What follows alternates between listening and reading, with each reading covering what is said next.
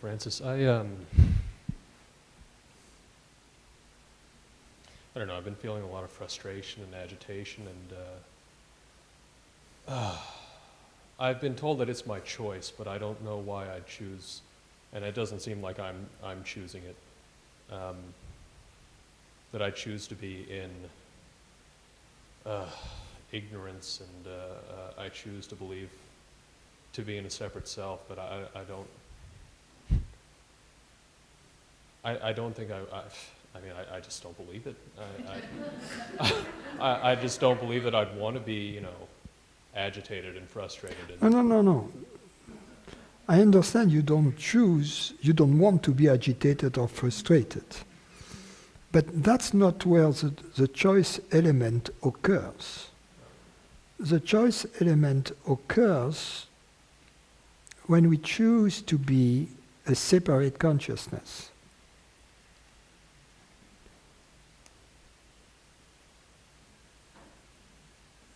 And by consciousness, I mean whatever it is which is hearing these words in this moment. And that's you, right? It's not somebody else, it's you. So this you that we know as consciousness, or this I, which we know as consciousness, we have no evidence that it is limited or separate, body-based, body-dependent, mind-based, mind-dependent. So, because of this lack of evidence that it is limited or localized in space or time, if we believe it to be limited, localized, personal, instead of shared by all, that's our choice. Since there is no compelling evidence that forces us to believe it to be separate.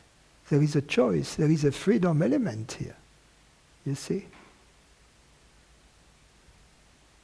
At some point we have exercised this freedom.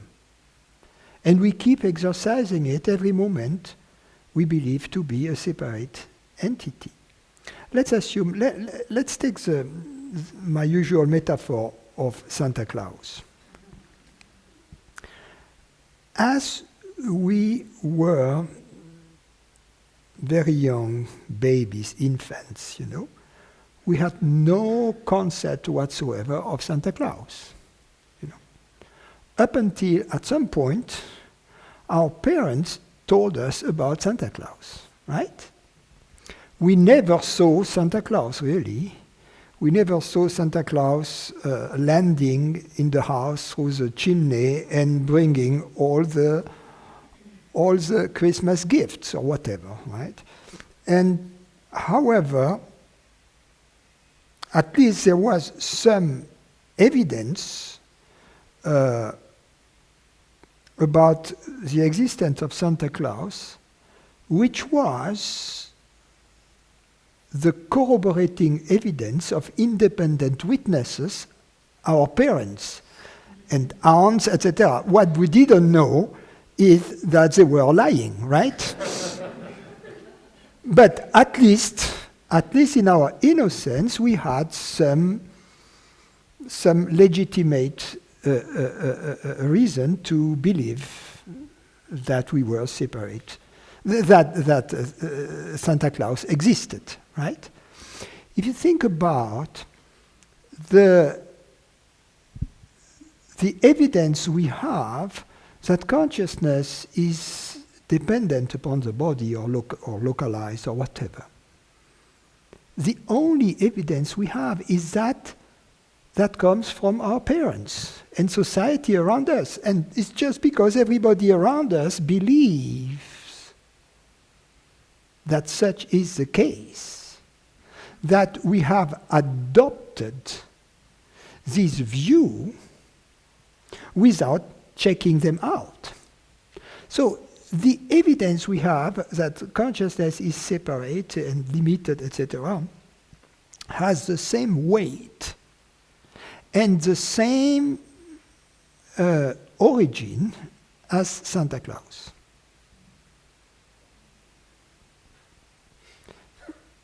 Now, if you think about the Santa Claus evidence and how it started, we never saw Santa Claus. So Santa Claus, the only evidence we have about its existence is through hearsay, right? Now, when you take hearsay evidence, you exercise your freedom. You see what I mean? Because you have the freedom to agree or not to agree. Right? So we could have disagreed with our parents. But then our parents told us, look, the gifts are there. Yeah. So then there was some material forensic evidence in addition to corroborating witnesses. Yeah.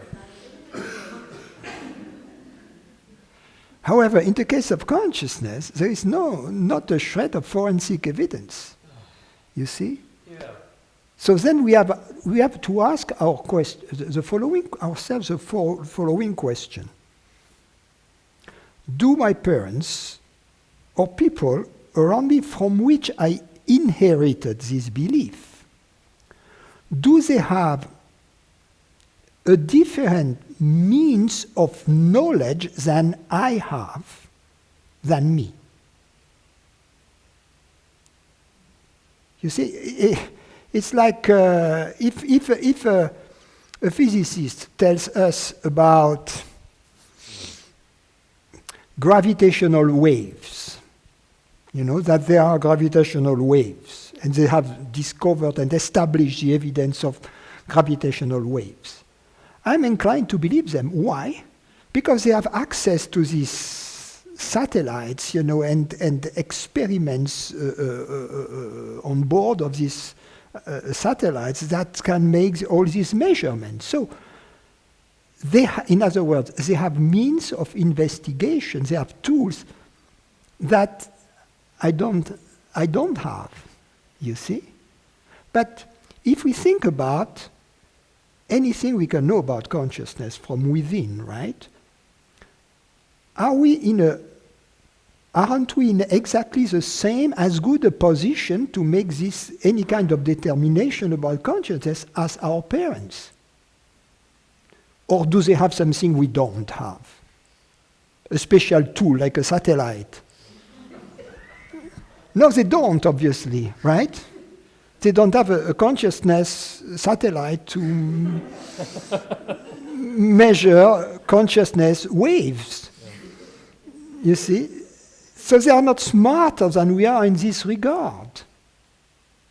So therefore, what we are left with our investigation is our own experience. That's the point I'm making. Yeah. So it was our freedom to agree with our parents and society around us. And as children, it's normal. It's a natural mechanism, right? Yeah. Because in this way we take shortcuts. Our parents tell us, be careful, don't come close to the fire because you'll get burned. Then we do it, right? We get burned. Then we say, oh, they are not that stupid after all, my parents, So next time they tell us, be careful about girls, our father tells us that, and as a girl, be careful about boys. It has to go both ways. We tend to believe them, right? So, Yes, there are other elements that come into play, right? So the example was not that great, perhaps.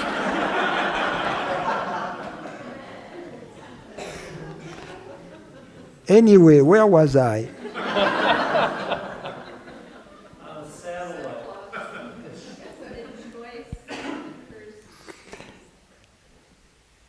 Yeah. So we have some as children learning about life.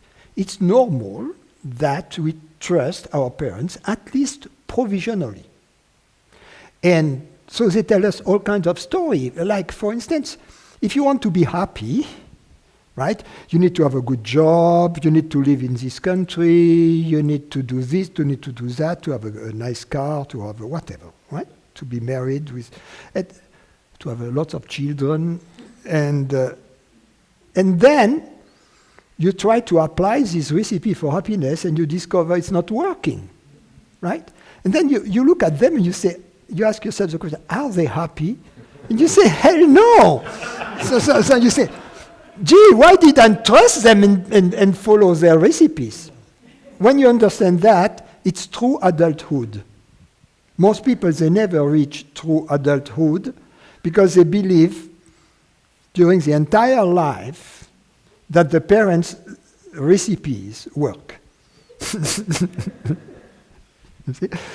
So this, when you reach adulthood then, about that, you see, okay, the parents' recipe don't work. Therefore, perhaps other things that they have led us to believe, not only our parents, but other people around us, right? Society. Perhaps there are other things that they led us to believe that after all, as an adult now, independent, I could try to independently verify, right? And one of them is the nature of consciousness. And why this specific item in the program? Because every time we experience any form of psychological suffering, it can always be connected to the belief that consciousness is limited and bodily dependent, that we are a human being, a limited entity, that we are mortal, that we are... So as a result of that, and that's for that reason that, in fact, if we discover that it is not mandatory for consciousness to be limited, as a result, it's not mandatory for us to be unhappy.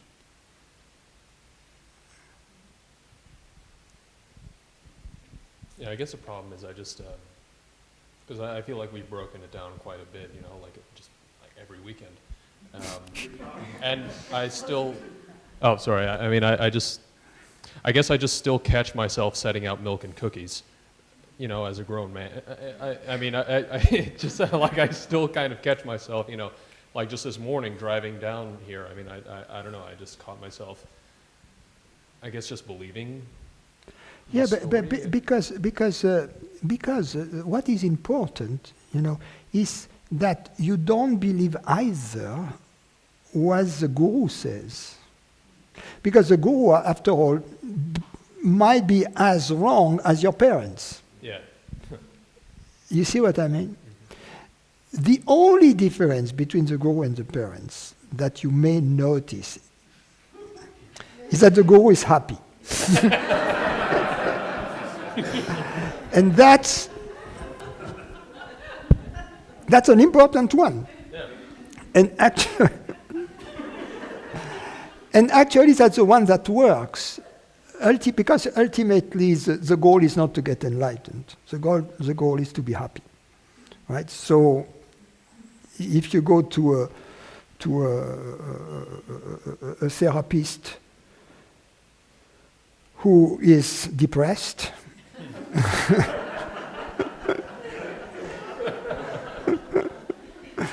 it's not too good a choice. So that's you don't want to trust the guru either. That's important. You want to trust the guru provisionally. Just enough to verify whether what the guru is suggesting is true. Through your own experience. And it is only through the actual application of your understanding, or at least of the possibility for consciousness to be universal. The application of this provisional belief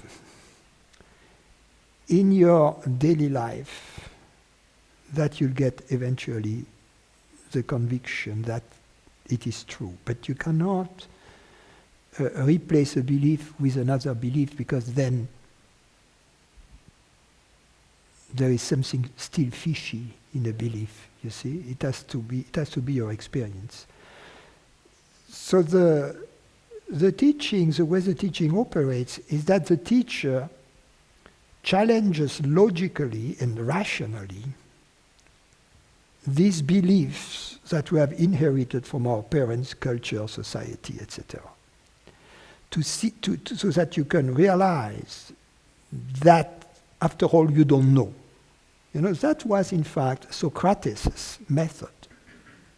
He would ask basically a student, what is it that you believe to be true? And then the guy would make a statement, and he would just gradually dismantle it by asking more questions. Up until at the end he was, I don't know, gee, I thought I knew, now I don't know. So it seems when I reach this position that I am poorer than I used to be. And in a sense, it is true. I am poorer. I am poorer in spirit, in mind. I have less belief systems. But the counterpart of that is that I am now open.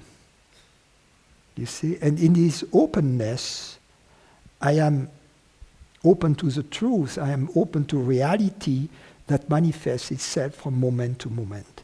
And it is this constant manifestation of reality in this openness that really brings about eventually the conviction. And the conviction is not necessary, actually. That which is necessary is the peace and the happiness.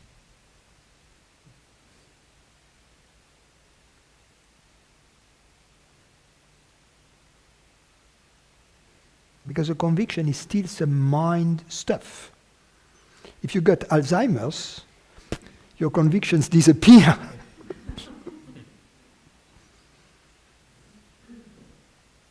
But what you are never disappears. So the reality never disappears.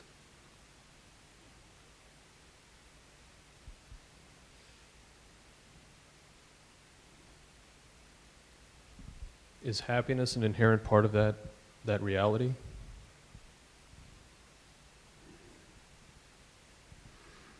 Yes.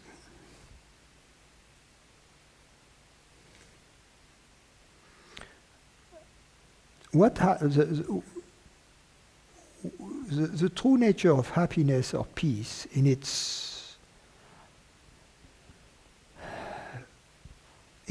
simplest, highest, and primary form is consciousness experiencing itself.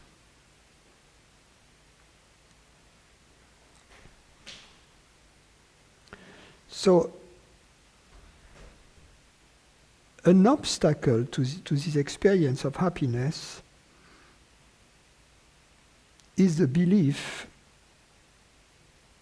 by consciousness to be a fragment, to be an object. In other words, to be an object which appears in consciousness, and therefore which is itself made out of consciousness, like any other object, because there is only one reality, which is this consciousness. So it is a process whereby consciousness divides itself, in a sense, forgetting that it is the perceiver, identifies with the perceived, with a fragment, a body, a mind usually, or a bodily sensation, or a concept, but something limited, something mortal, something which is conditioned by space and time, or just by time, something which appears and disappears.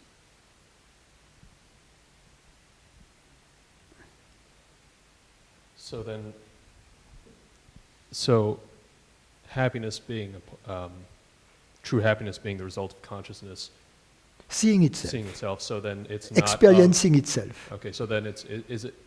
I guess that means that it's not of the body. No. It's not a physiological. No. Does it have anything to do with the physio? I mean, can it be manifested in the physiology, though, or is it The happiness? the happiness experience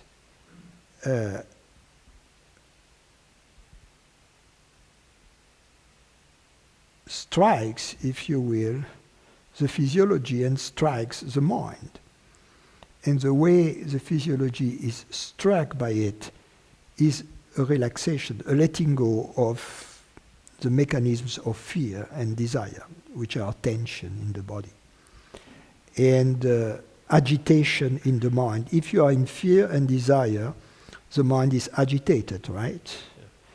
Yeah. And you are constantly planning for aggression, grabbing stuff, like land, or other things, or defense. And so that's planning in the mind, but also in the body, preparing for aggression and defense. So all of that is contraction. So when the mind is struck, and the body-mind is struck by presence, if you will, by happiness, there is a letting go of these mechanisms. So this letting go can be temporary or permanent. It can be temporary. For instance, if I have had a long-held desire for something, a red Ferrari, and all of a sudden I inherit $1 million from my aunt Gertrude from Germany.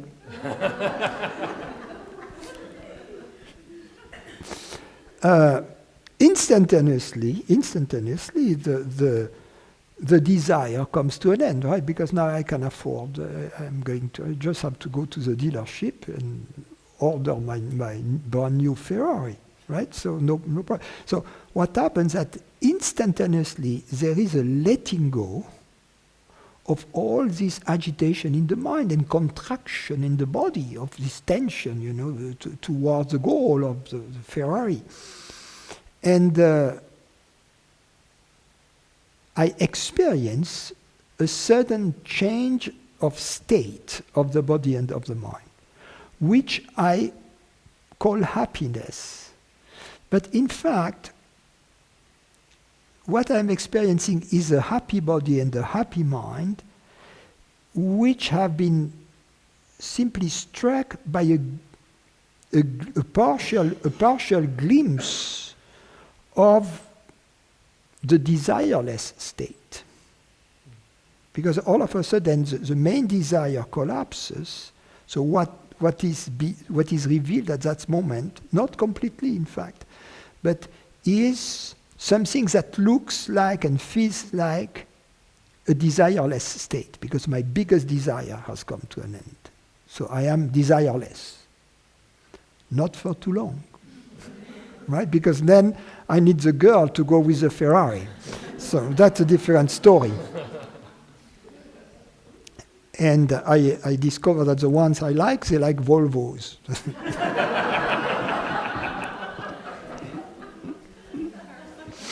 No. Because I like Democrat girls.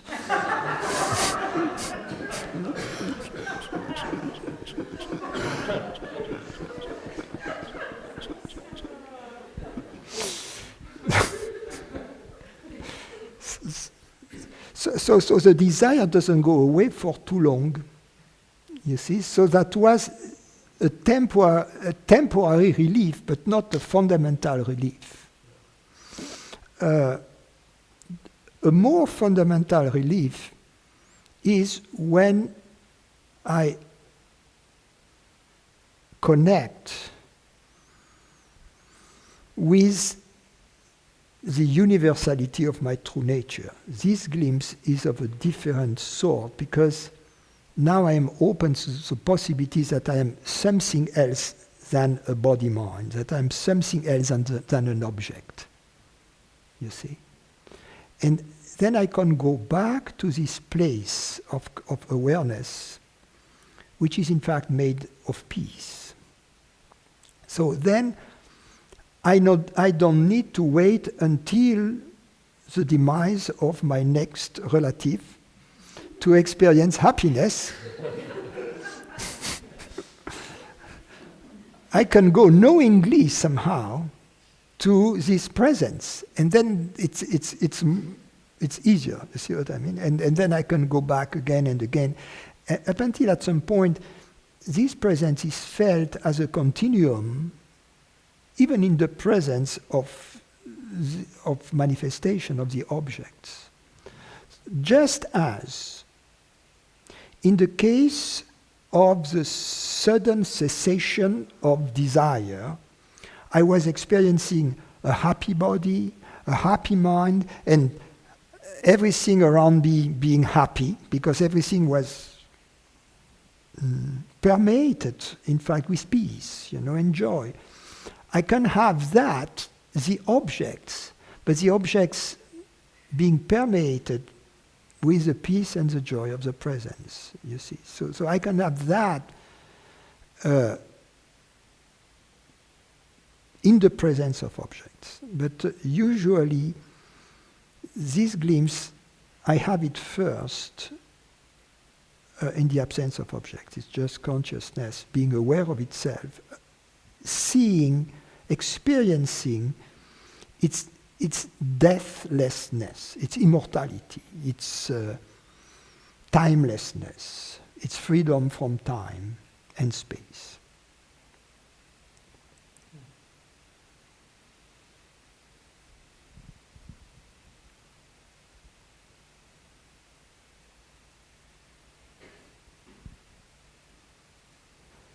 So, I thought that I had a happy thought.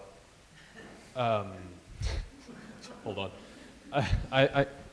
Yesterday there was happiness, and I thought that it came from the thought, and I guess the question just kind of arose: did the happiness come from the thought, or was there happiness and then it's like a clown trying to take a bow for? Yeah, it is.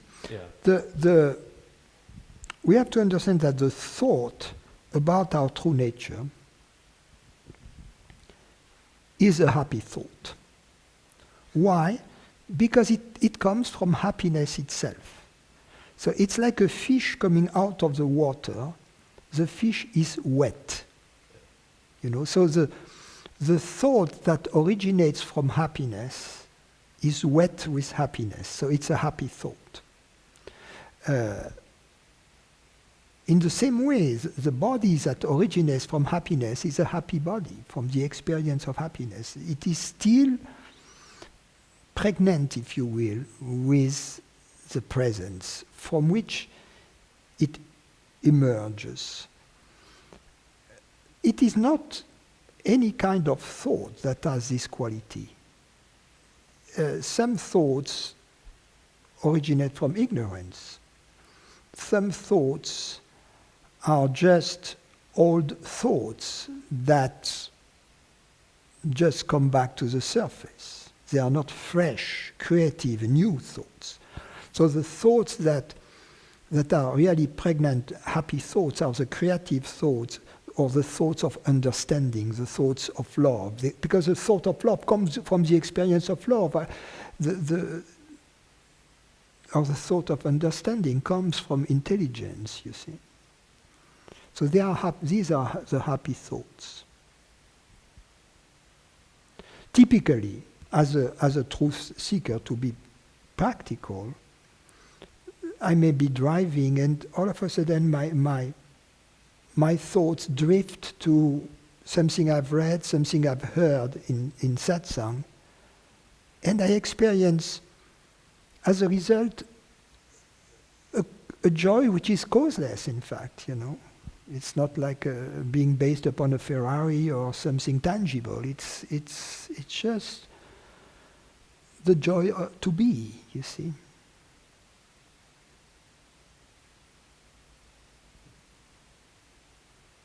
The joy that there is being. The joy that there is being is not related to me as a person. You can have it in the morning. You look at the sun, you look at nature, you look at the sky, and you feel this joy. And it is not, this joy is not about you, this little ant in this huge landscape, you see. The joy is a joy of marveling the awe of this extraordinary being that is deploying this extraordinary scenery.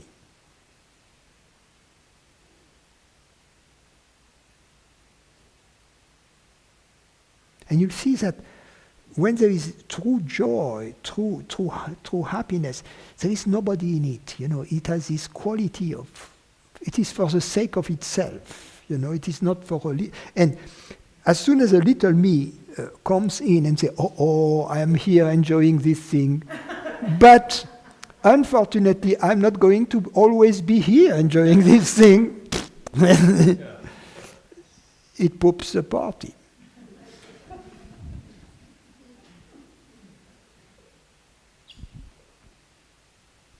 So, I'm just trying to think. Is it so? Then it's just the I that's experiencing the happiness that's impermanent, but not the happiness itself. No, the I that experiences the happiness is the consciousness itself. There are not two consciousnesses. One to experience consciousness and the consciousness which is experienced. It is consciousness that experiences itself. But that's important to understand. That's a very important point. We usually experience in terms of the senses.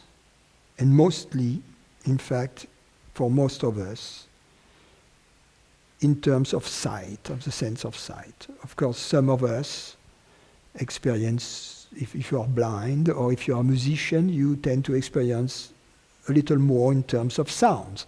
If you are a dog, you tend to experience in terms of scent, whatever.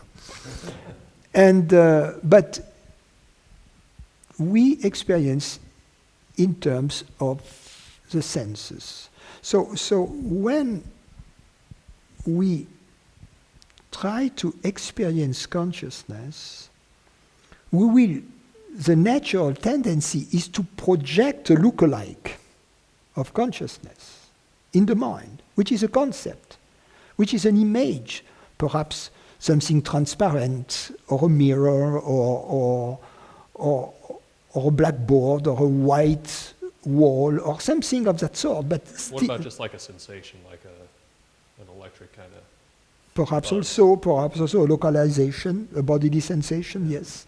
That's also another way to experience, yes. So it's something that has some kind of a shape, some kind of a structure, some kind of, even if it is a vanishing one, it still has some content.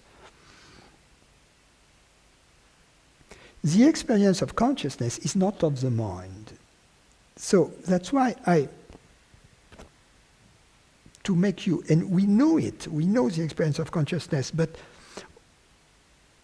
we have not recognized that which we experience as happiness, or love, or beauty, or understanding, or humor, for instance, all of those are in fact the experience of consciousness. They have this quality of being impersonal, of being timeless.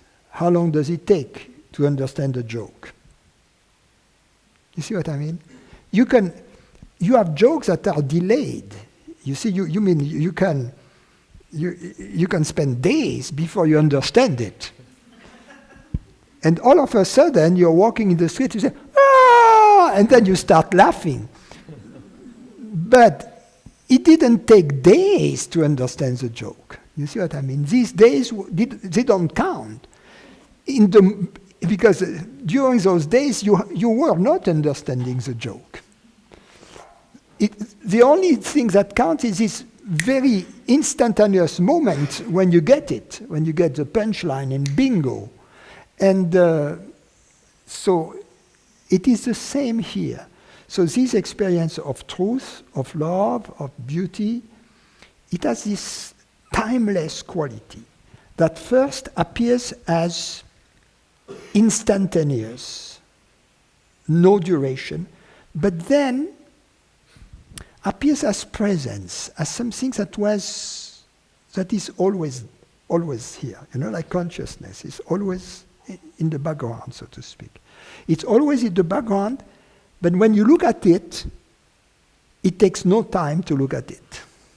If you ask yourself, how do I know that I am conscious? Of course, consciousness is in the background, but how long does it take to realize that you are conscious? Yeah? I mean, no time. No time, right, Yeah. right. It's an experience which is instantaneous. So it is analogous, in this case, to the experience of truth, love, beauty, you see, or understanding, being touched by love, being touched by beauty. There are things that may happen before. You see, you look at a painting or you listen to a music and you are taken by it, and all of a sudden, you cry, you see, or understanding, you look at this problem, you don't get it, and then all of a sudden, bingo, that's it.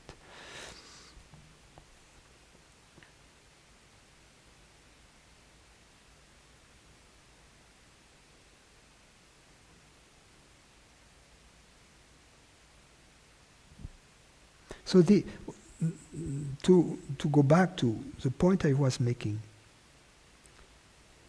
it is important to have been informed that the experience of consciousness knowing itself is not at all like a visualization of some blank wall, or like a feeling in the body, like something which is here or something which is here. No. It is more like the experience of love, of happiness, of understanding. If you think about it, every time you experience love, you're happy. Every time you experience understanding, you're happy. Every time you experience beauty, you're happy. So what these experiences have in common is happiness, you see. And what they have in common also is that they are the experience of consciousness. So the experience of consciousness is identical to the experience, identical to or with, to the experience of happiness.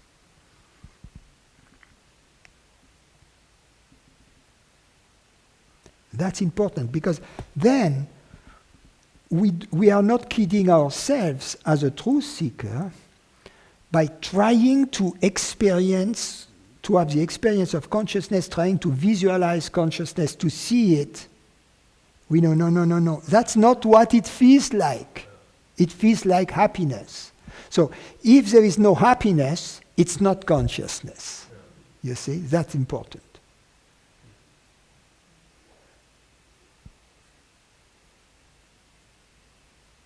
If it is dry, if it has no flavor, if it has no perfume, it is not consciousness. It is something else. It needs to have this freshness, this happiness, this quality of perfume to be the authentic experience of consciousness.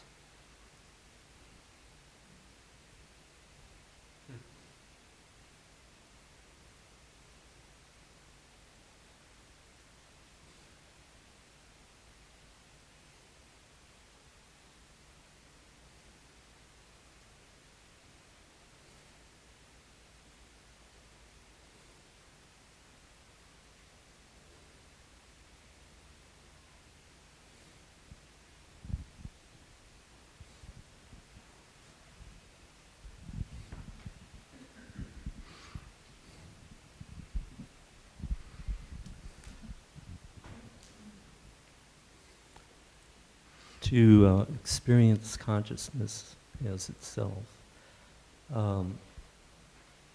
Sounds as though we're talking about a state of consciousness which can be experienced at any stage of consciousness.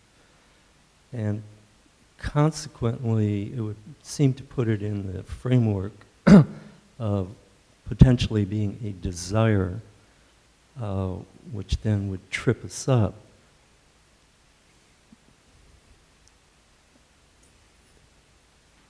So if we were to think of consciousness as waveforms, and that we can operate at a full range of consciousness at different wavelengths that are vibrating at different levels, it would seem that we could possibly move toward a greater experience of happiness by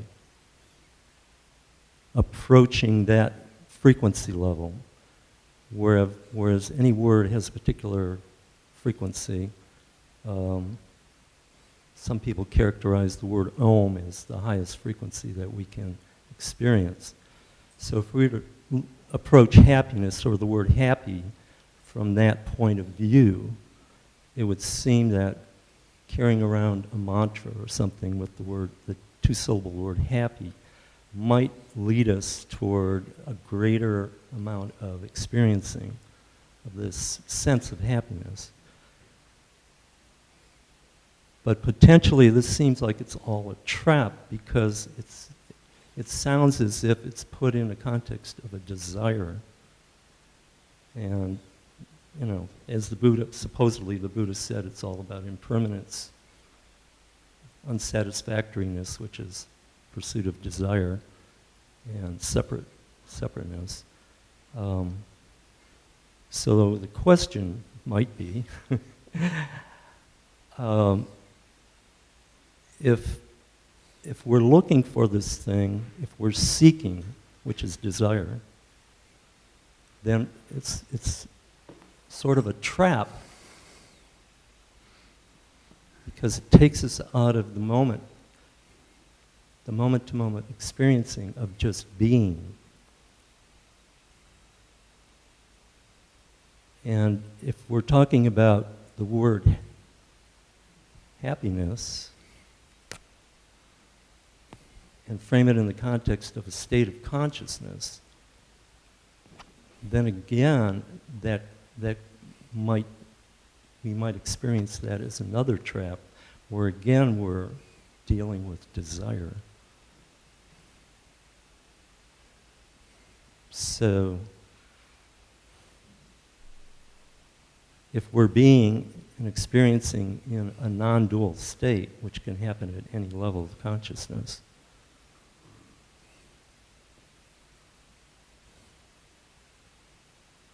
it seems that we want to get away from any particular word that's put in any particular context and just drop all of that, drop all labels,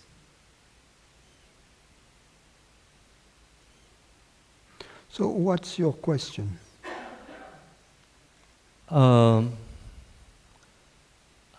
guess it's about a sense of feeling that cloaking it all around this sense of happiness might present a trap, because it seems like it's coming out of just more desire. Whereas you wake up in the morning and you go, well, I don't feel good. Well, I should be happy. And so the witness is noticing that the state that is experienced at that moment is not a state of happiness. So it seems like a trap.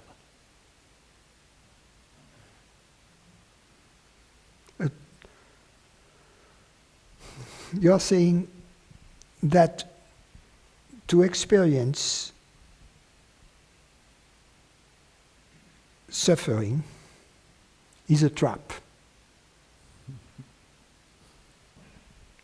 Right? Well, I hope not. No, that's what you said, no? Yeah, it sounds like that, yeah. No, but it sounds or it is. Yeah, it is, yeah. I agree. It's a self-created trap in which we have fallen. But it is at the same time the trap and the ladder through which we can escape the trap. You know, like in a... Because what suffering does to us, it gives us a desire to get out of it, the energy to get out of it. You know, that's the ancient truth of the Buddha, you know, the Four Noble Truths. Number one, there is suffering. Number two, there is a cause for it. And then there is a way out of it, the ladder, right? If we were in the trap of ignorance, and if we weren't experiencing suffering, there will be no incentive to liberate ourselves from the trap. So in a sense, the suffering we experience in ignorance is the beacon that indicates the exit.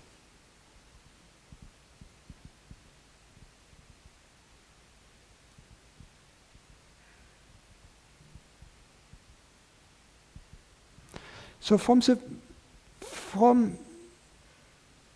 my vantage point, there is no problem with suffering. Otherwise, I would be out of a job.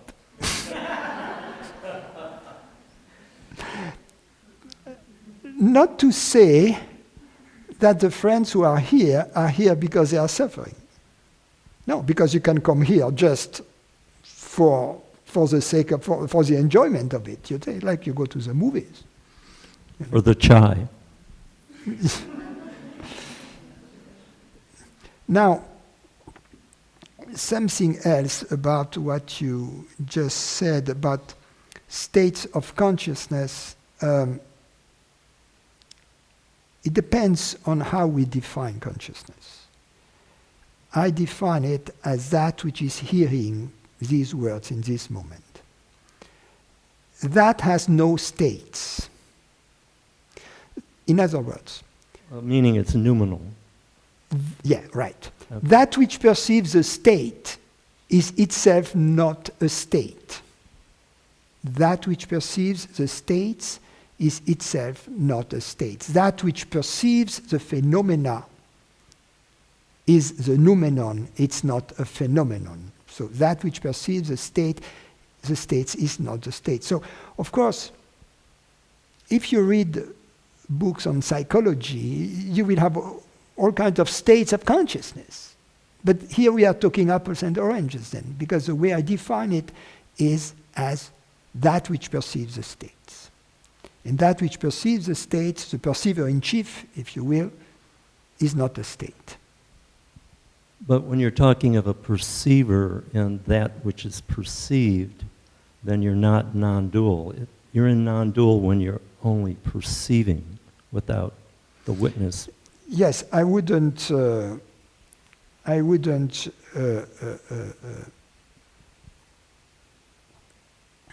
agree with that. The distinction between the perceiver and the perceived is, if you will, a pedagogical one. As long as one, because you see, if it is your experience that there is only one reality, then you are perfectly happy, at peace. There is no suffering. There is nothing to be sought, and there is nothing to be taught. Right? So the teaching only emerges when there is a student who emerges. And the student emerges as a separate entity, right? So then the teaching has to take the claim made by the student of being a student, therefore a separate entity, at its face value, right? In order to be able to communicate. So then the teacher tells the student, okay, you believe to be a separate self. What does it mean to be a separate self? You are that which perceives, right? Because you claim that you are the body here that perceives the world around you. Or you claim that you are the mind, this private, separate mind that perceives the thoughts. But if you look more closely, the thoughts, you are the perceivers of these thoughts. This world, this body, you are the perceiver of them. Therefore, just as you claim that that which differentiates you from the world is the fact that you are the perceiver of it and the world is the perceived, if I take you at your logic, following your logic, it follows that you are not your thoughts, your sensation, your perceptions, but that you are the consciousness, whatever that is, that perceives them. But then if you look at this consciousness that perceives them and which defines you, which is really your centrality, this consciousness is devoid of any qualities. Because all qualities are perceived, right? Therefore, you cannot any longer make the claim that it is separate, that it is limited. You see? And then, once this is understood, this paves the way, makes possible the moment there is this understanding that that which we are, as this consciousness, is devoid of any shape or form or name, that makes possible the realization that it is universal. Because up until that moment, we were superimposing limitations onto it. But the moment we make this distinction between that which is perceived and that which perceives, that eliminates the possibility of any superimpositions, therefore of any limitations. That's the theoretical aspect of it, but that points inwards towards an experience, you see, which is real. Because consciousness, the experience of consciousness is not a thought. It is an experience. You see? And that's how it gets started, in a sense. You know, that's up until that moment, you are not on the way. You are on the way to the way, but you are not on the way. You know, the point of entry in the way is through this experience of consciousness divested of any superimpositions. Because then it knows its autonomy, it knows its reality. And then, then you are told, well, wait a minute, now that you know that you are real as consciousness, that you are not making it up, that you as consciousness, you are real, you have also another deep intuition, which is that there is only one reality, because everything is interconnected, so everything is part of one single reality. Therefore, this consciousness that you know now to be real must be this reality. So it must be the same consciousness that shines in all beings. And it must be the same reality-consciousness that we perceive as this universe. You see? So then that's when really non-duality really takes all its meaning. Non-duality means there are not two realities. It means there is only one reality. Therefore, whatever is perceived is consciousness and consciousness alone, or reality and reality alone. So, my definition of consciousness, if you will, would be the reality that perceives. That which perceives really, that which perceives in reality, that which truly perceives. The reality that perceives. And since there is only one reality, you see. But what is important is the experience of this reality. And the experience of this reality, it is more readily accessible from within as that which perceives than it is from without as that which is perceived.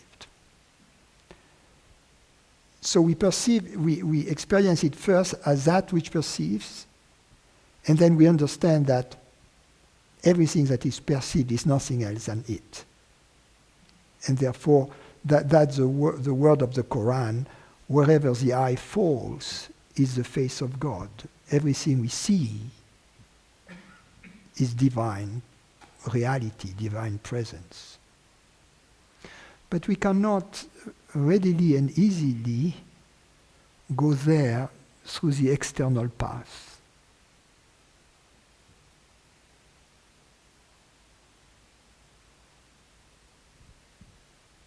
The teaching, in a sense, is accomplished through the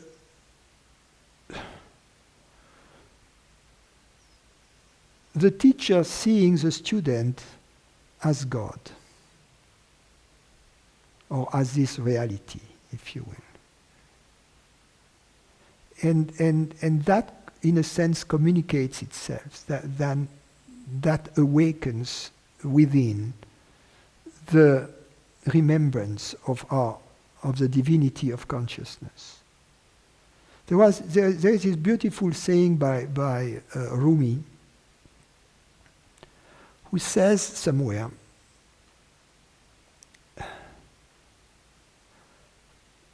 the gaze of Shams Tabrizi, his master, has never contemplated an ephemeral thing, a mortal thing, without making it eternal.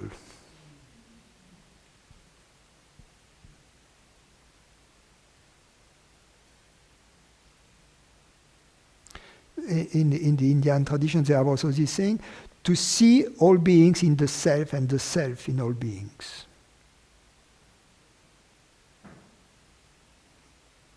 All of that is the same, and it is really the essence of the transmission. For those who are open to it, which is, of course, the precondition. Thank you, Francis.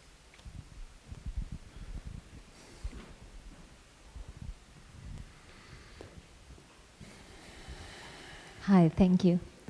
My question is if you have any suggestions in how to get established there in happiness.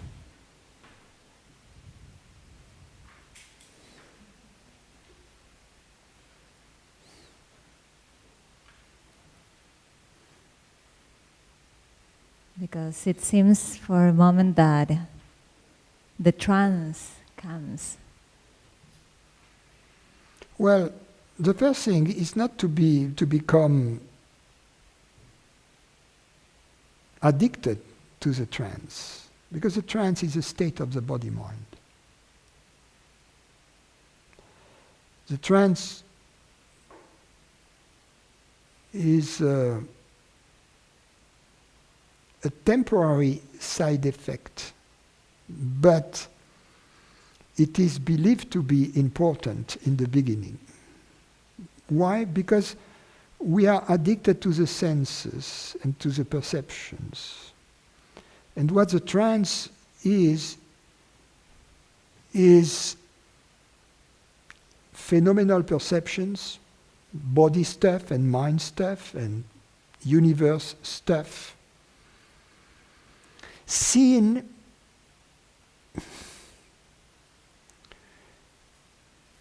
in the perfume of presence.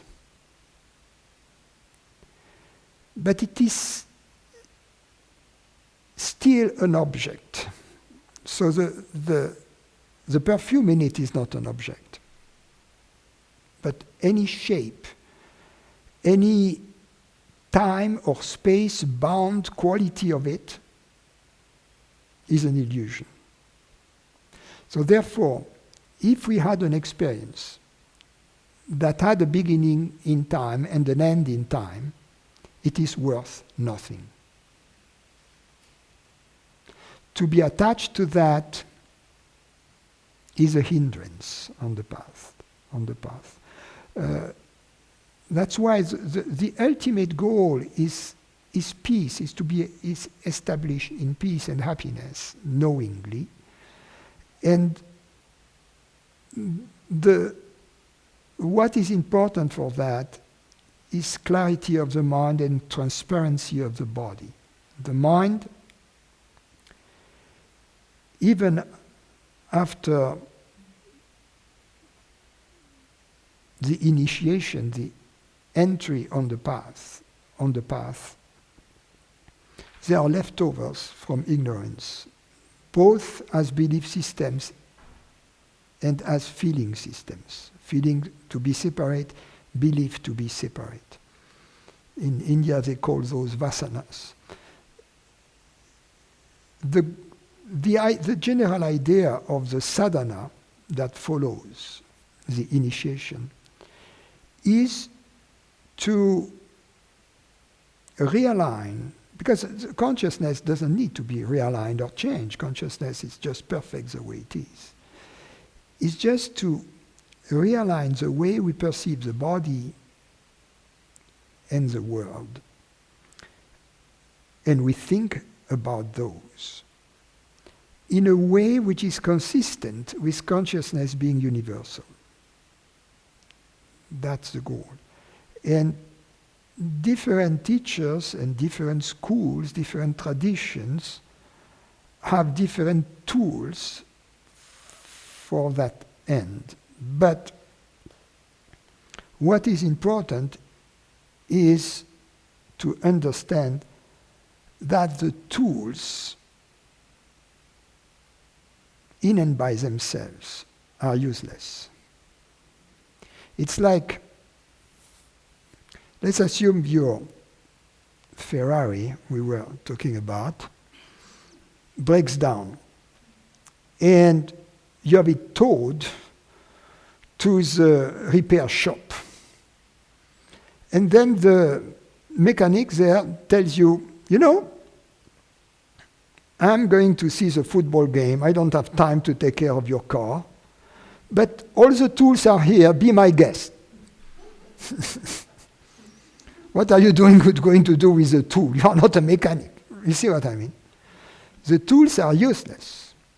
So it is the same thing in the case of the sadhana.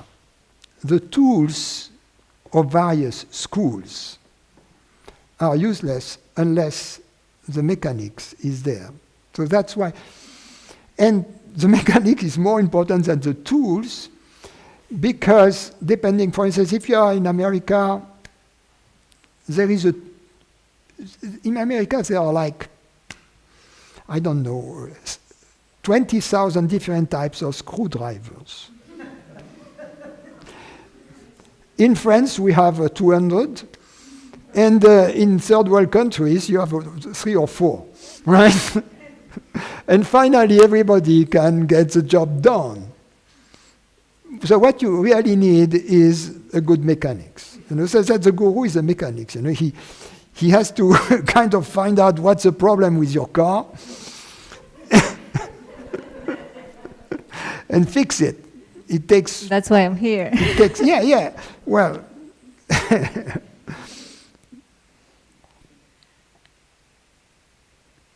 The first task of the mechanics, because the tendency is to try to fix the car yourself, and you may damage it, you see. So the first thing the mechanics tells you is, you know what? It's better if I do it than if you do it.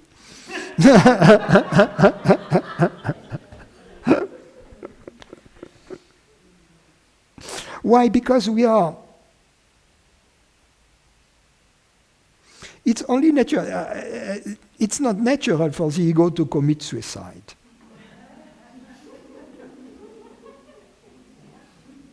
You see, so the ego is going to say, "Okay, I'm going to commit suicide. I'm going to buy this sleeping aids in large quantities, and I'm going to swallow them, and then at some point, it will just swallow 3 or 4 pills. Have a good night's sleep, and then come back to life."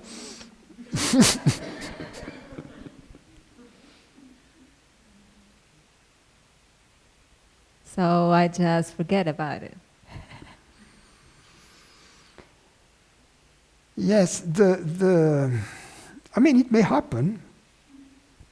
It may happen, but there are not too many suicidal egos.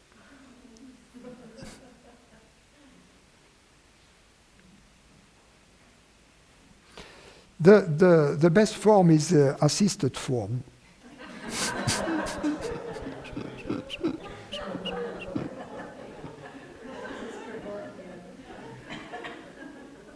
So this will be the idea. And moreover, here we are very fancy. We do it under anesthesia. So, under the pretense of jokes and all kinds of stuff. You know, you don't even realize it. You're dead before you knew it. Thank you.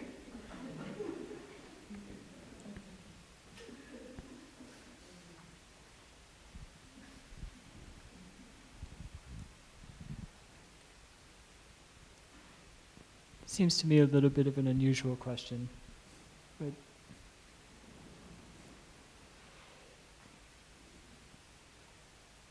which questions do we bring to the teacher, and which do we take as our own investigation?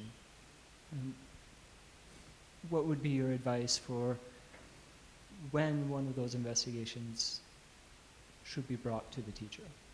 There's so many questions that I could put forth. Many of them I do figure out by myself.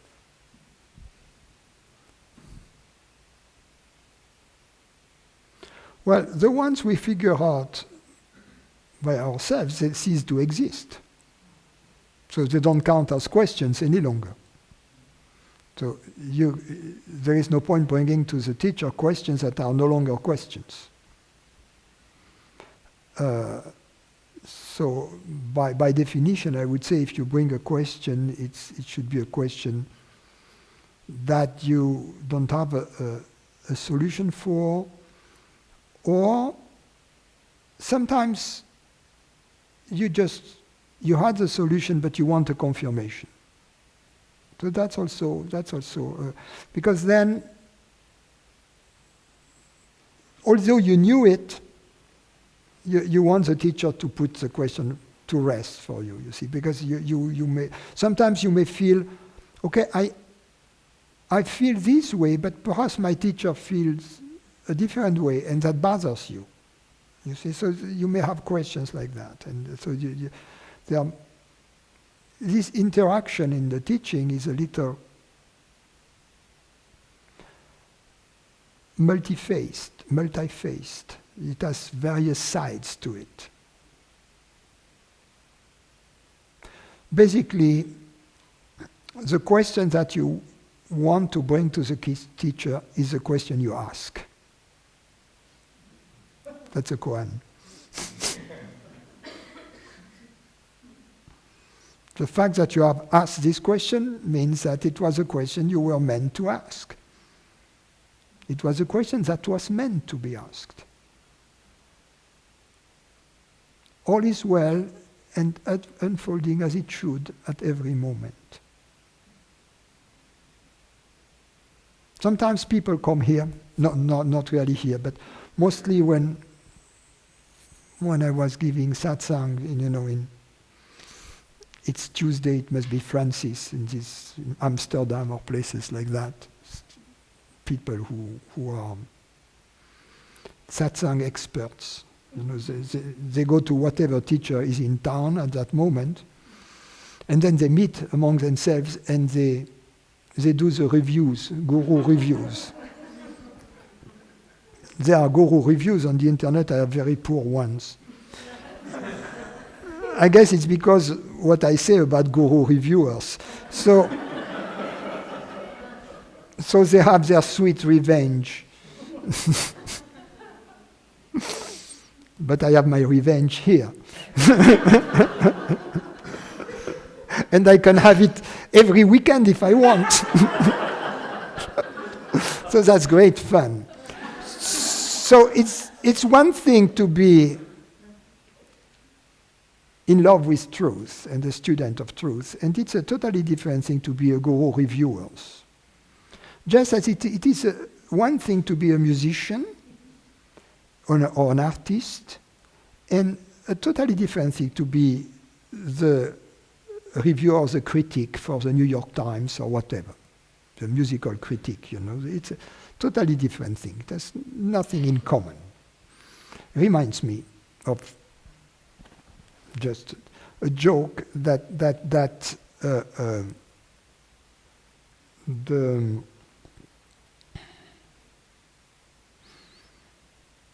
No, I'm going to no, too long. Another time. So yes, the question you asked was the one you were meant to ask. And here's another one.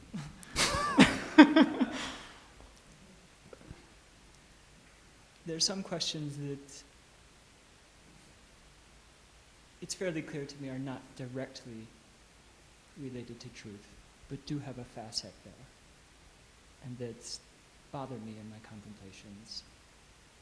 They're questions. What did you say? That I'm not directly related to truth? They're questions that Oh. I recognize they're not directly related to truth, but there's enough of truth in them that they stay with me. Questions that people have contemplated throughout time. And sometimes I'm able to let those go. Questions about like the poor suffering. Like? Like the poor suffering. Poor people. And then the concepts come in about like class and things like that. And looking at, okay, is that a true representation of how society is put together? I recognize that these aren't directly a part of truth. But there's something in love that desires to understand even these worldly things. I don't know if those are appropriate for this space. No, they are appropriate. I mean, these are good questions, and they are related to the truth. So we have to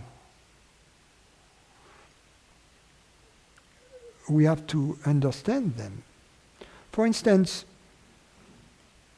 let's take the question that you ask, the suffering of the poor. And you can see that this question should be extended, because it is not only the poor that suffer. The wealthy suffer too. They are not immune to old age, they are not immune to cancer, they are not immune to separation, divorce, they are not immune to boredom, they are not immune to all kinds of things. Right? So I think that if we phrase this question in the widest possible context, it would be, why are there differences among the destinies of human beings? Right? There is nothing special about poor. Someone may be poor, someone may be handsome, someone may be wealthy, someone may be ugly, someone may be a nice person, someone may be a jerk, etc. So there are all kinds of differences among people, right? I mean, poor, wealthy is just taking a very small aspect of the inequalities, if you will, or the differences among the various human destinies. So why are there differences? So we could ask, okay, let's assume we all have exactly the same destiny.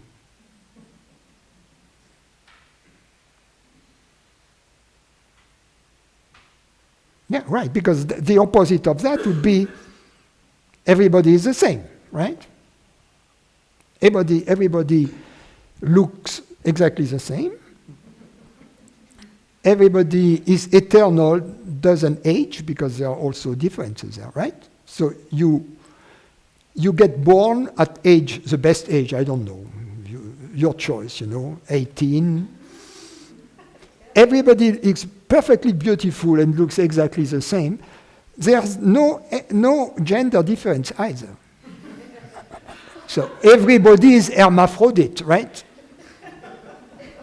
Otherwise, it wouldn't be fair. This isn't. I've gone that deeply, but it doesn't come to. This doesn't come to that for me. For me, it comes to, this is where we are. What do we do about it? And that's different. That's a different question. It's a totally different question. Why is that different? We have the differences amongst people. The stupid person, I can help them with their homework. The one that's good with French can help me translate some things. This question is totally different. It's different from the question that decides that this universe is bad, the way it is. That's very different.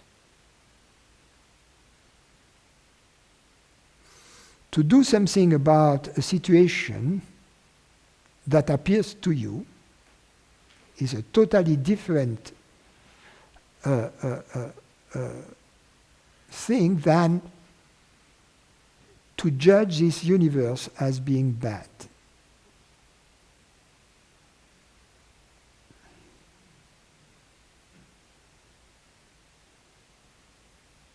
Because the way things are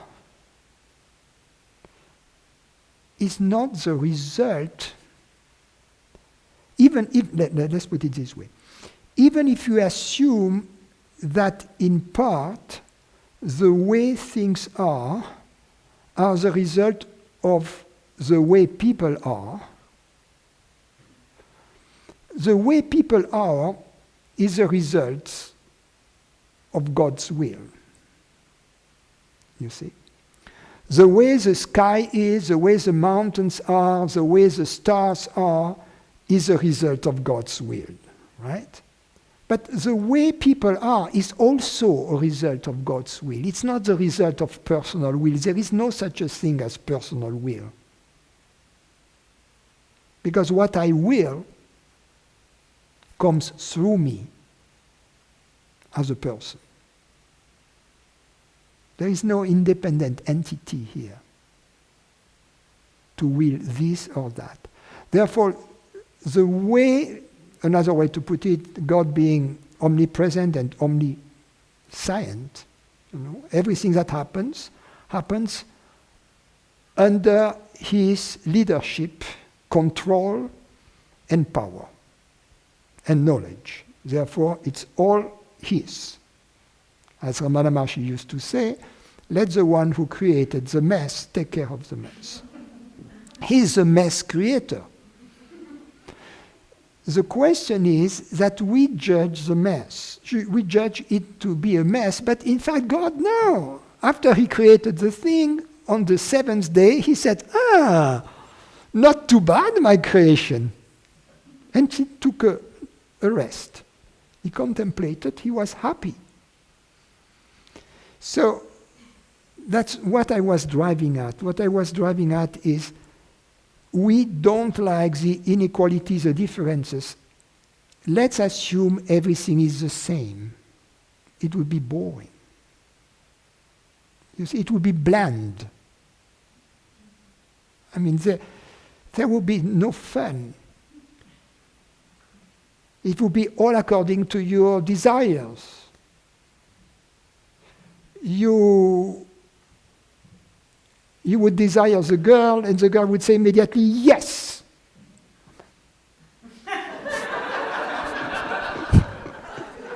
Where's the problem?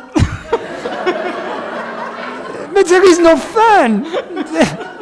There is no fun. You would be bored. I can think of lots of fun. You would be bored. No. No, you would be bored. You'll be bored, believe me. So, you said before it's important to provisionally trust the Guru. Can you suggest any experiments along these lines? Not Fikr. If you have doubts about this being a perfect universe, do you have some suggestions of experiments we can conduct? We have to understand that the perfection of the universe is not in the universe. The universe, in a sense, is an illusion. The perfection of the universe resides in the fact that the evolution of the universe leads us to the realization of that which is beyond the universe, each of us. In other words, at every moment, whatever is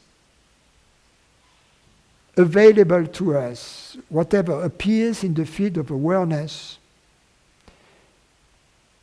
either is there to take us back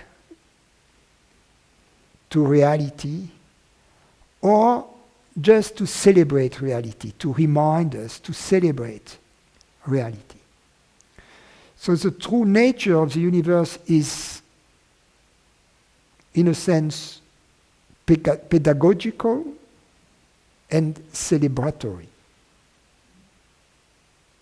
That's all there is. There is no meaning. The goal of the evolution, of the apparent evolution, is not in the evolution. I couldn't care less about the evolution of the universe. It's all in God's hand. All of this game, the only goal is to take us. It's a dream to take us to our true nature. As long as we take this universe too seriously, we are in ignorance. Now, it doesn't mean we shouldn't pretend to take it seriously. We should. It's a serious, you have to play the game seriously. I mean, you have to be serious about your tennis. Otherwise, there is no fun. You see, if you don't fight for each point, what is the point playing tennis? You see what I mean? But at the same time, you know that your future is not dependent upon the outcome of the match. So it's the same here.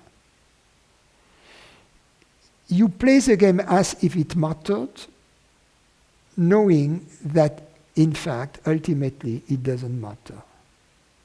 But you play it as it mattered. Otherwise, there is no point playing the game unless you play it as if it mattered. I mean, really, when you play Monopoly, you own all these houses, all these mansions, all this territory, and all this money. Otherwise, there is no point playing Monopoly.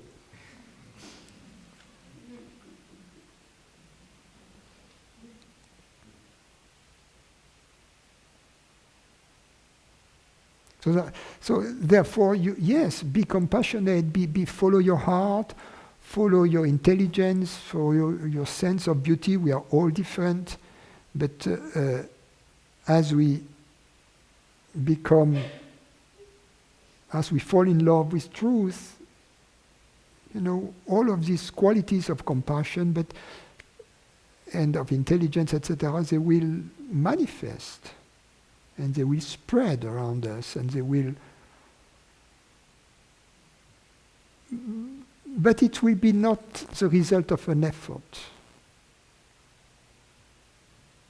We have to realize that we cannot save the world, you see. I mean, it's preposterous to want to save the world. So when we say there is suffering, one person is not going to alleviate the suffering of the entire world. It doesn't make any sense, right? So what do? We can only do what we can facing the situations that present themselves to us. And do our best, right?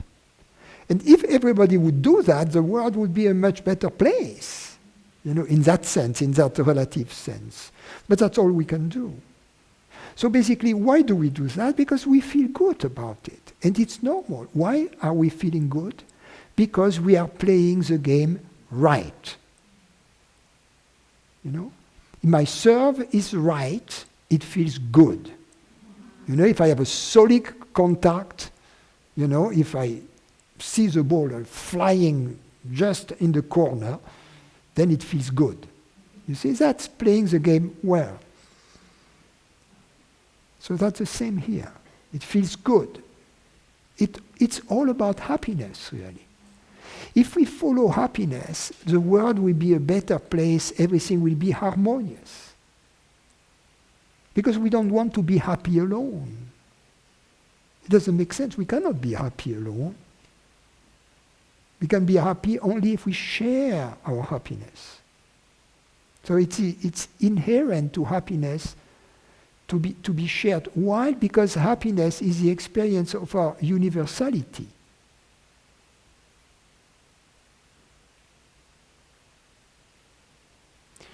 So the problems and the lack of it is simply the result of our going back to the separate being, judging, evaluating, creating good and evil, etc.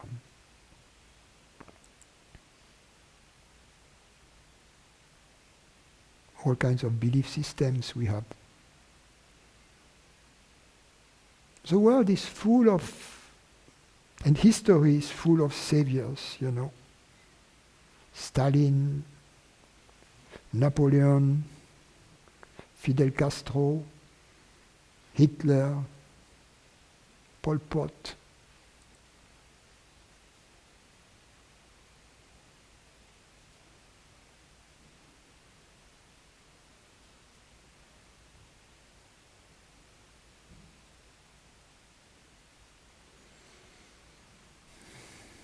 I'm going to take some questions online.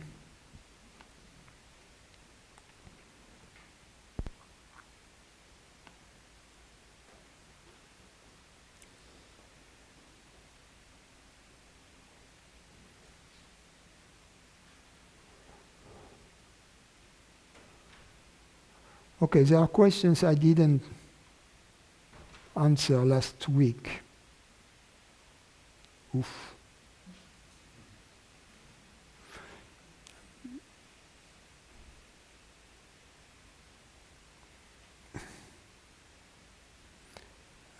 I'm afraid we have too many questions here. So last week's question, I will answer them tomorrow. I will take only the questions that have been put today.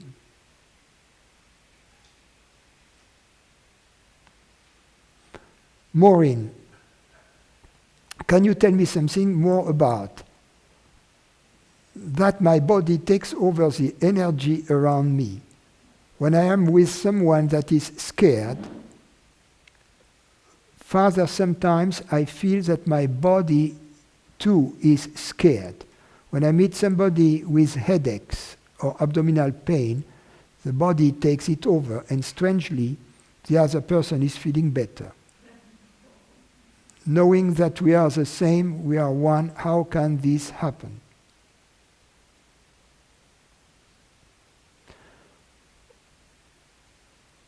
I don't know about physical pain.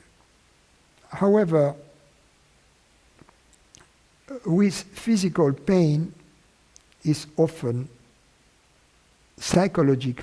some associated psychological pain. The more free from our own feelings and from our own, therefore, from our own psychological suffering, the more an empty vessel we are, the more receptive we are to the feelings of others. And so we feel the way others feel when they are in our presence. It's called empathy or sympathy or compassion. Natural compassion at a really gut feeling level. Now, what happens is that the fact that to a certain degree we have liberated ourselves from our own feelings means that we know the trick to some extent. And we can apply the same trick to those feelings who are not ours, who are like temporary guests in our body. And since we have been able to show our own feelings to see them off, to choose them the way out. In the same way, we can see off these feelings that we have received from people in our neighborhood. And strangely, as you said, as we do this, the other person feels a relief. We are also, by our own attitude, somehow transmitting the way out for the other person. It's a kind of osmosis. We have found the exit for our feelings. So we are showing in silence, silently, we are showing the other person the exit.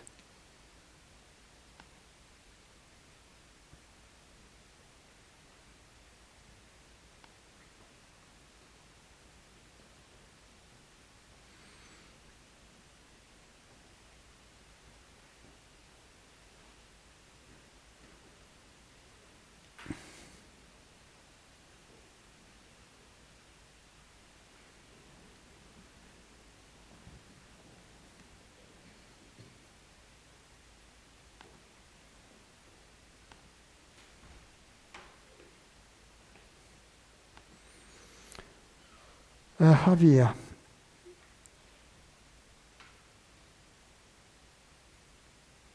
one thing, is it true to consider that with the psychological suffering appears, that when the psychological suffering appears, it is a movement from the self to the self saying, time to remember who you are. In a sense, yes, it is a reminder, suffering is a reminder that we are making a mistake. And the mistake we are making in the case of psychological suffering is always the same, that we believe to be a separate consciousness, a separate person, always the same. When we experience physical pain, it's different. It may be that we ate the wrong type of food, or it may be that we stay for too long in the sun, or it may be that we put our finger on the stove.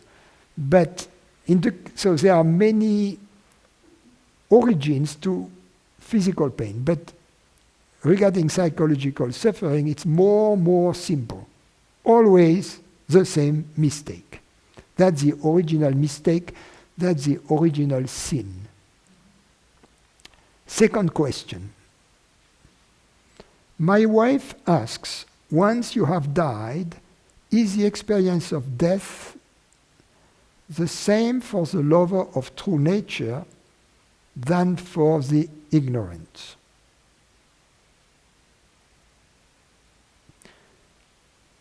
You don't die. The body dies.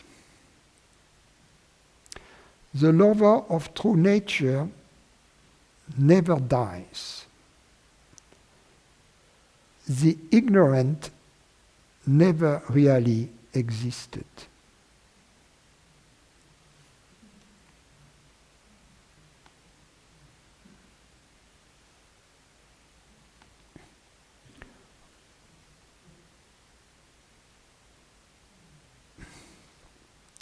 Javier, one more question. Sometimes I wonder, why, if I am unlimited, can't I know what is happening in New York?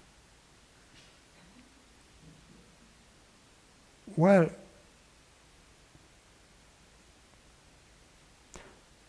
right now,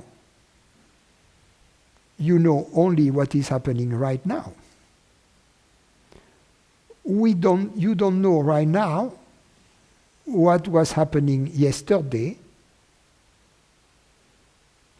Does it mean that it was not you who knew, for instance, what you were eating for breakfast yesterday or for lunch? it was the same I, or consciousness, that was the witness of yesterday's lunch, and is hearing my words right now. It is the same I.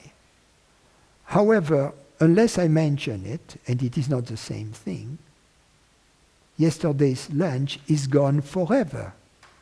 Yesterday's lunch is not present right now.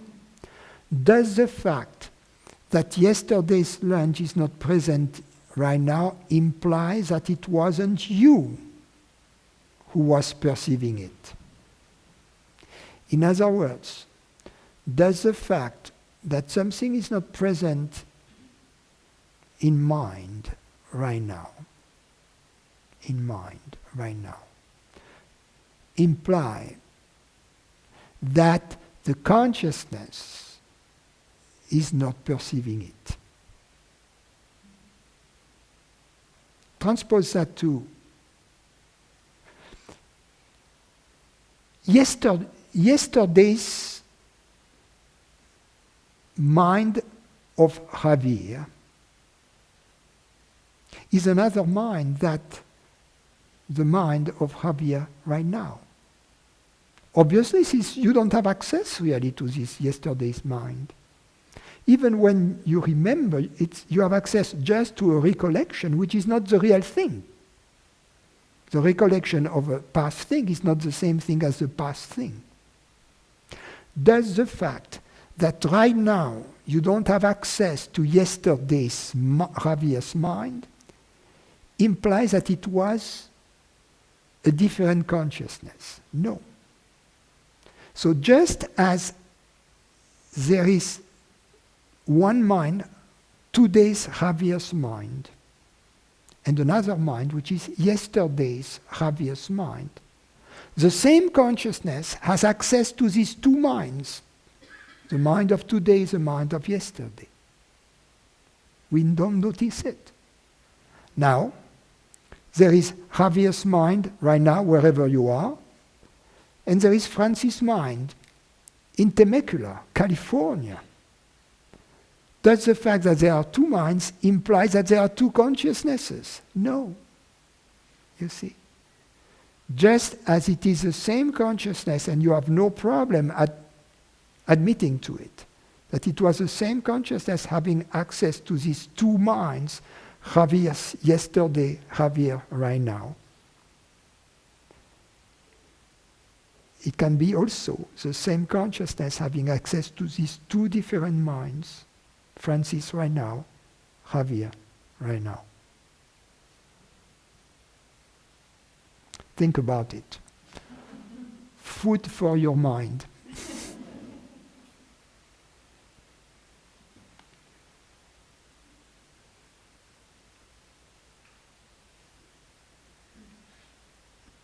Well, he added one more.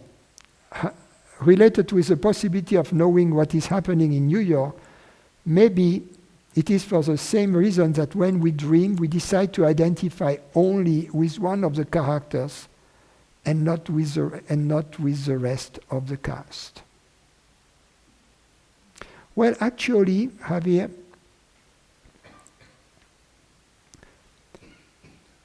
we don't need to identify with one of the characters in the dream. That's very peculiar.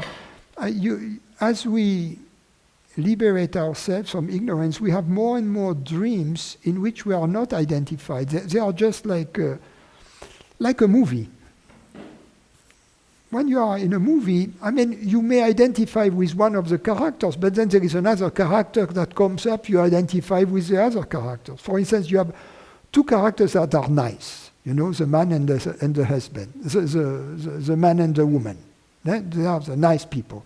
And they are struggling with all kinds of bad guys in the movie. And at some point, you are with a man, and you identify with a good guy. And at some other moment in the movie, you are with a woman, and you are identifying with a good person. So you are not identifying with one specific character. But you can be also watching the movie and just Like you watch the news on television, you don't identify with anybody. You see, you are just in your couch having some potato chips.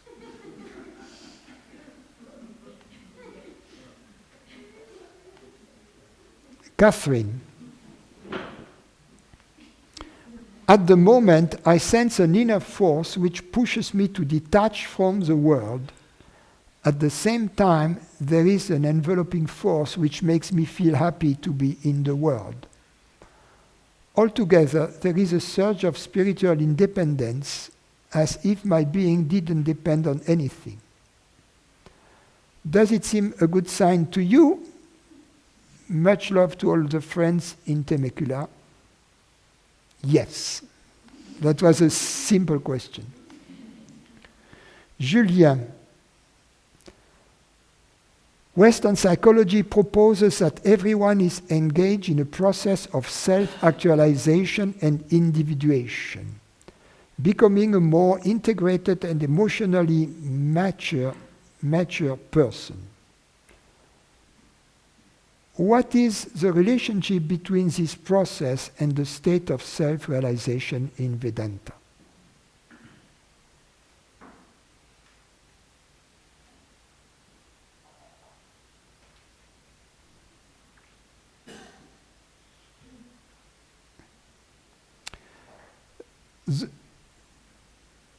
The goal of Western psychology may well be to be a more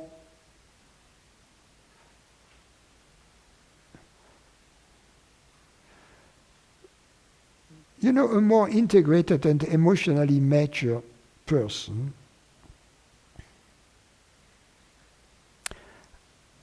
That's a very nice way to put it. And why in psychology do they use this way to put it? Integrated and emotionally mature. Integrated meaning what? Meaning that you are more integrated to society. So that you can be a better soldier, you can be better user or better worker, you can be better used by the state, the corporations, the whatever.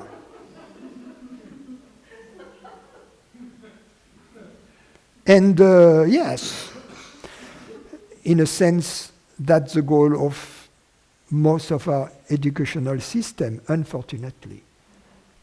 And emotionally mature, what does it mean? For me, all of that is a little complicated and not very satisfactory.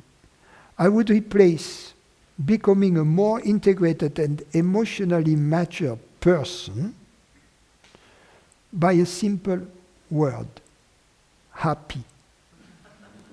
Becoming happy.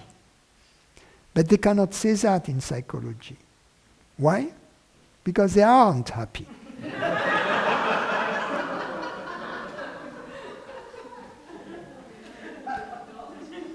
So, it's a problem. They cannot sell you what they don't have in stock. They are out of stock. And actually, they have never had the goods in stock. It's on back order. It's been for a long time, right? I have to be careful here. It is not generally. If a psychologist or therapist is at the same time engaged in the process of knowing his true nature, be it through Vedanta, Buddhism, Christianity, whatever, but really truly is a truly serious truth seeker, then it's a different story. Then this psychologist or therapist make you a more happy, not person, a more happy a happy non-person, and then you'll be truly integrated and emotionally mature, which means, what does it mean? Which means emotionally stable. It means that your peace is unshakable. That's what, in my book, what it means to be emotionally mature. But what they mean is not necessarily that. They mean, oh well, grow up. You know, there is death and taxes. Grow up. You know, face it, right? Face it. But I have good news for you. I have good news and bad news. Bad news, there are taxes. Good news, there is no death. I mean, if you think about it, it's much better this way around.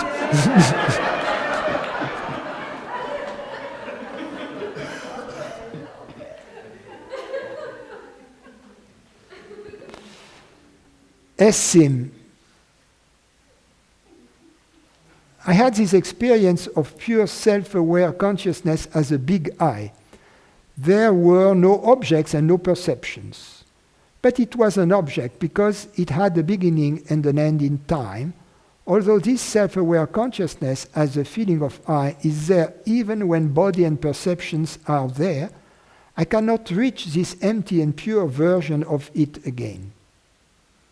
And it had still a very personal touch to it. It was like me without everything, so I'm not sure if it was a mind-made state even, because I was looking for the space between two thoughts before it happened. How can I be sure that it was not a mind-made phenomenon? What is the essence of it I should stick to come out of ignorance more? Don't worry about it. If it is the true glimpse, it will work its way in you. We have to make a difference, a distinction between the real revelation of a true glimpse, which is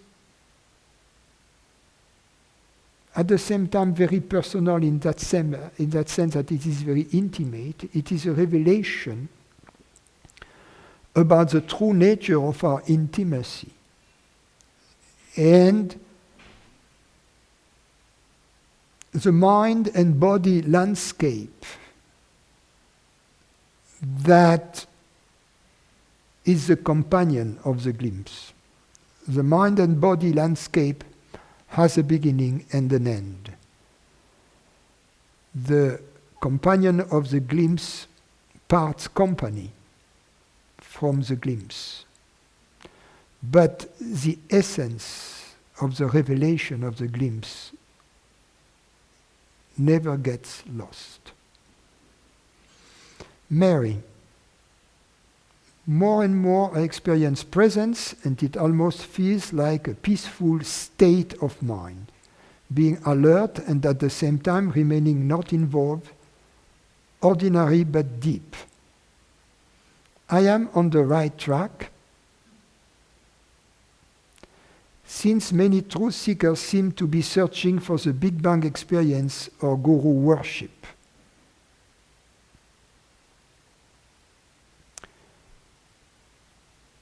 If, as you say, you experience more and more presence, and it at most feels like a peaceful state of mind, being alert and at the same time remaining not involved, ordinary but deep,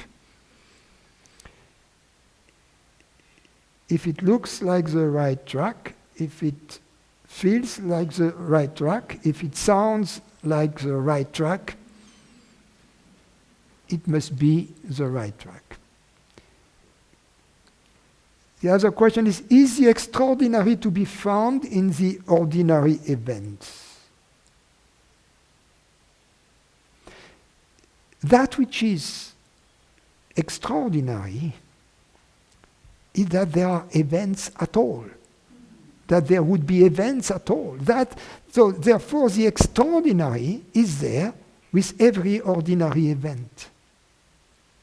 The extraordinary is not to be found in the ordinary event, but the ordinary event is to be found in the extraordinary.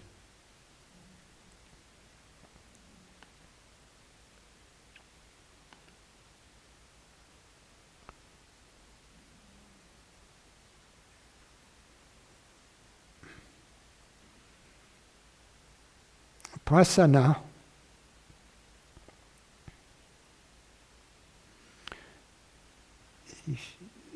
I have spoken to you by asking you questions in your satsangs through the online medium, since I don't live in Temecula to attend satsangs in person.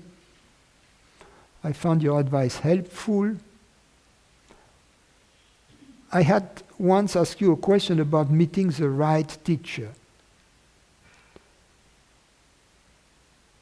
You had answered this question saying there is a difference between a master and your master. Life was kind enough to lead me to such a being. Also, other masters who at critical points in my investigation just nudged me along effortlessly through their presence and grace. As if this wasn't enough, life has been kind to hold me to my claim that I will give up anything for the sake of the truth.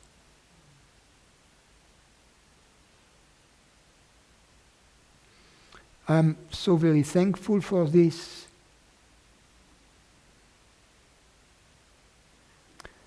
Thank you, Prasanna. Very sweet. It was not a question. But since I don't read the question ahead of time, I didn't know it wasn't a question. Lucas Grüner. Since my childhood, I practiced karate. I was always fascinated by the aesthetic and spiritual aspect. Over the years, karate seems to have played a big part for my ego, yet the true beauty of the art is seen. There is no doubt that in the human life, the highest purpose is the recognition of pure consciousness, and that no practice is necessary for that. Since recognizing this, of course, I want to remain true to this purpose and put everything else second. There is a side of my karate which seems to feed my ego, and another one which is true beauty, art, and a maturing device. I am willing to surrender the practice. It may not get into the way of truth. Do you have any comments or advice?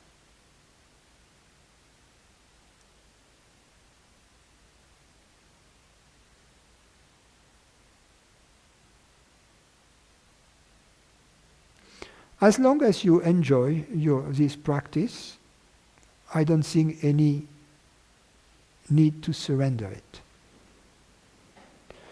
it. Sometimes, as we become truth seekers, things we used to enjoy, we lose their interest for us. And sometimes later,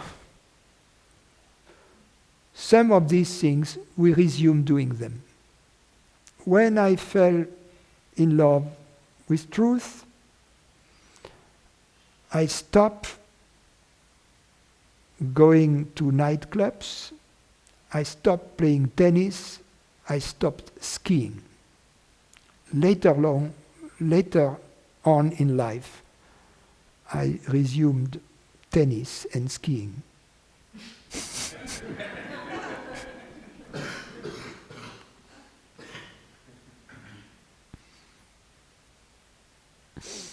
Well, thank you.